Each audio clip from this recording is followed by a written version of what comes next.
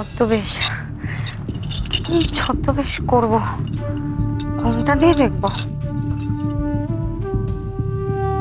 সবই তো চেনা যাচ্ছে। দাড়ি লাগালে কি হয়? ধরতে পেরে যাবে। দেখি তো।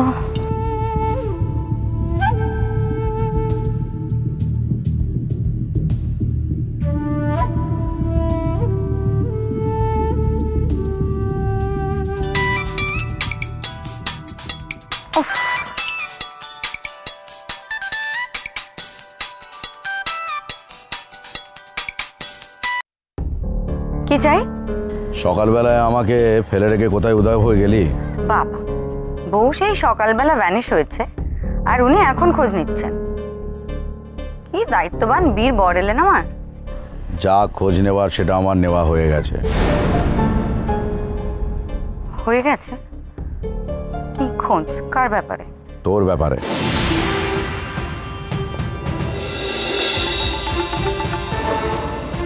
আমার ব্যাপারে খোঁজ নিয়েছো মানে? এটাই তোর প্রবলেম। একটা কথা কমপ্লিট করতে দিস না, অন্য কথায় চলে যায়। আরে বাবা, এই দিয়া সিং এর মৃত্যুর ব্যাপারে। নর্মাল ডে, ওই সুইসাইড করেছে, গলা জড়িয়ে দিয়েছে। তাই? মিষ্টি, যাই এসব কথা বাদ দে। এই শোন না, বলছি আজকে তো আমি বাড়িতে তাড়াতাড়ি আসছি। তো বাড়ি না এসে কোন মুলুকে যাবে শুনি? না না, একটু তাড়াতাড়ি আসছি তো, তাই আর কি। তো না তো মানে খুশি হয়ে তুই আমাকে কি দিবি? ও মা, কি আবার দেবো? জলখাবার দেবো, ঘুগনি, লুচি। আরে না, এমন একটা গুড নিউজ দেবো। আর কি দিবি? আগে গুড নিউজটা তো শুনি। বুঝছিস তো, আমি টোপরের ভাই মুকুট চাই। কি? মুকুট নামটা গন্ডগোল করে আছে, মুকুট নামটা বাদ দে। তাহলে ওই যে নামটা কি দে, ওই টুপি। টুপি, টুপিটাও বিচ্ছিরি, ও স্কুলে রাখলে পায়। টমেটো। না না, টমেটো না, স্কুলের বাচ্চারা বললে খরগোশ। খরগোশ নাম পেয়ে গেছি। খরগোশ। মরণ। যা, ওটা কেটে দিল। পাগল লোক একটা। কথার কি ছিড়ি দেখো। ছেলের নাম রাখবে খরগোশ, মানুষের নাম কখনো খরগোশ হয়?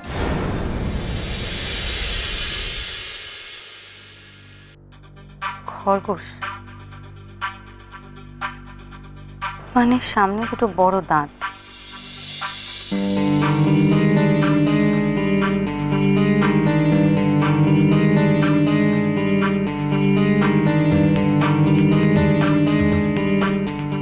বড় বড় চোখ।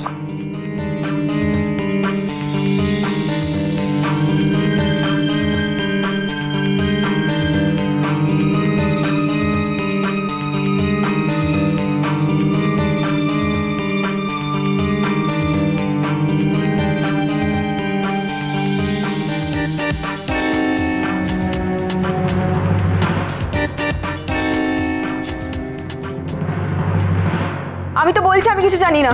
জানি না মানে নাকি? সামান্য কথার উত্তর দিতে পারছো না? কোনো বাইরের লোক প্রদীপের খোঁজ করতে এসেছিল? আমি তো তখন থেকে বলছি আমি কিছু। তুমি সব জানো।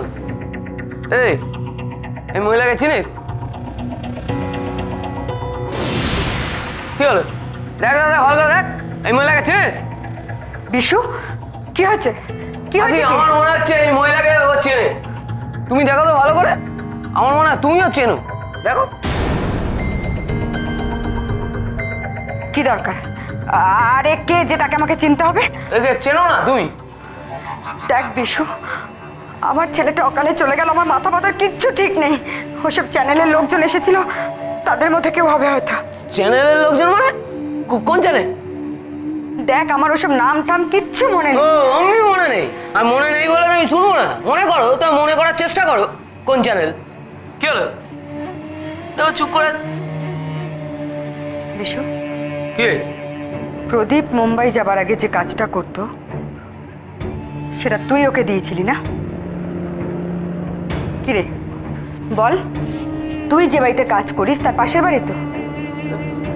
এসবের মধ্যে হঠাৎ করে কাজের বাড়ির কথা আসছে কেন? না, একটু খবর নিস তো প্রদীপের কোনো টাকা পয়সা বাকি আছে কিনা। আর অন্য কোনো কিছু খবর নেওয়ার দরকার হলে আমি নিয়ে নেব। না না ঠিক আছে ঠিক আছে, তোমাকে তো বেশি খবর নিতে হবে না, আমি নিয়ে নেব।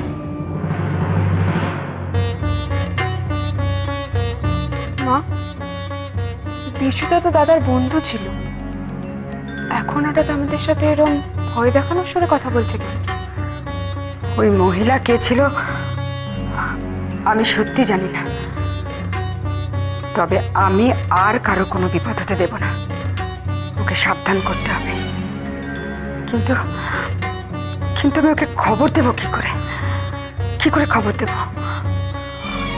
আমাদের যমুনা মাসি তো ওদের বাড়িতে কাজ করে। যমুনা মাসি বলছিল ওর বর নাকি পুলিশ। পুলিশের বউ?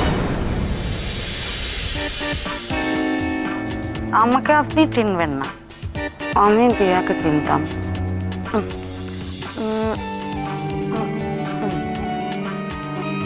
আমি দিয়ার কলেজের প্রফেসর।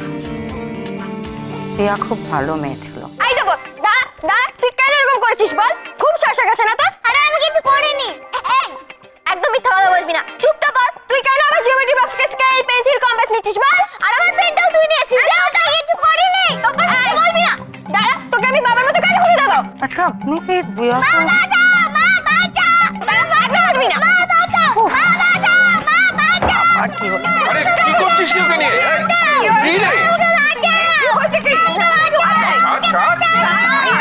কি হয়েছে কি? এ বাবা, অত ছোট্ট একটা বাচ্চাকে ওরকম করে? হ্যাঁ, তোদের ভাই হয় না? ঠাম্মি, তুমি একদম অন্ধের মতো তোমার নাতিকে সাপোর্ট করবে না বলে দিচ্ছি। আরে কেন কেন, কি করেছে কেউ? জানো আজ আমার জিওমেট্রি এক্সাম ছিল, ও আমার সবকিছু নিয়ে নিয়েছে, ওর জন্য আমি স্কুলে খুব বকা খেয়েছি। হ্যাঁ, আর ও আমার পেনটাও নিয়ে নিয়েছে জানো, খুব বকা হয়েছে। এই যে দে বাবা, ছোট্ট ভাইটা। আচ্ছা আমি ওকে বলবো আর কখনো এমন করবে না। মানে ছেড়ে দে না, ছেড়ে দে। আমার পেনটা দিবি, তারপর তোকে ছাড়বো। মা দেখো না, দিদি আমাকে বকছে। এই মা, ও আমার জিওমেট্রি বক্স নিয়ে নিয়েছে, ও পেনটা নিয়ে নিয়েছে, তোর জন্য আমি মেরে বকা খেয়েছি। মা তুমি জানো আমার পেনটা নিয়ে নিয়েছে আর বলছে না আইনি তো পর। দেখ দেখ তো ছোট্ট ভাইটাকে কিরম করছে। আচ্ছা ফুলঝুরি, ভাই তো ছোট্ট, ওকে কখনো শাস্তি দিতে হয় বড় দিদি হয়ে? হ্যাঁ, করে না ওরকম। ছেড়ে দাও, ছেড়ে দাও, আমি বলছি ছেড়ে দাও।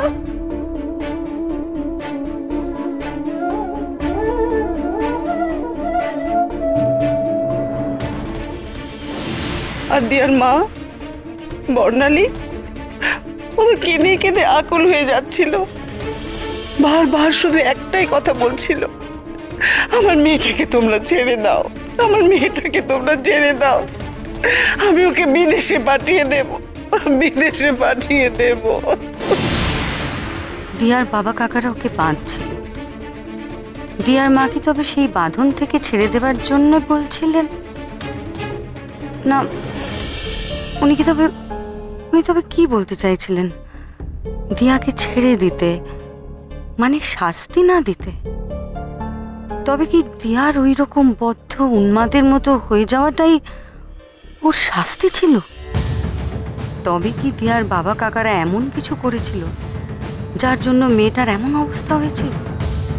কি করলে একটা ফুলের মতো মেয়ে ওই রকম অমানসিক অবস্থা হতে পারে? কি করেছিল ওরা দিয়াকে?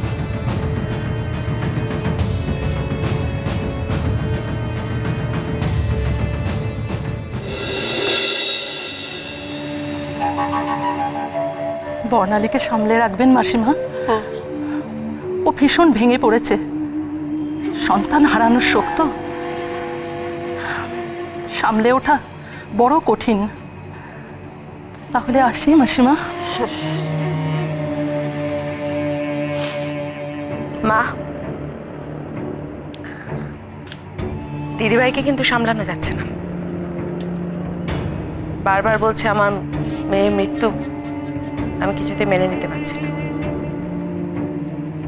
ওদেরকে আমি ছাড়বো না।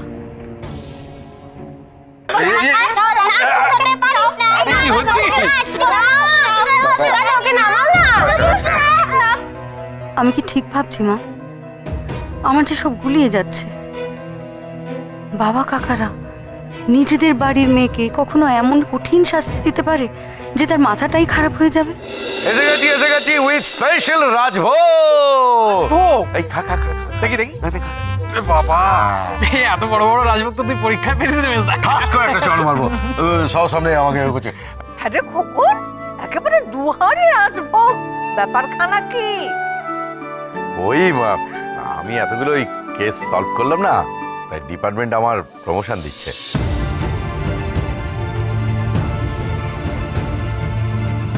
আমাকে ওই ক্রাইম ব্রাঞ্চের উঁচু পোস্টে একটা হত্যা করে পাঠাচ্ছে।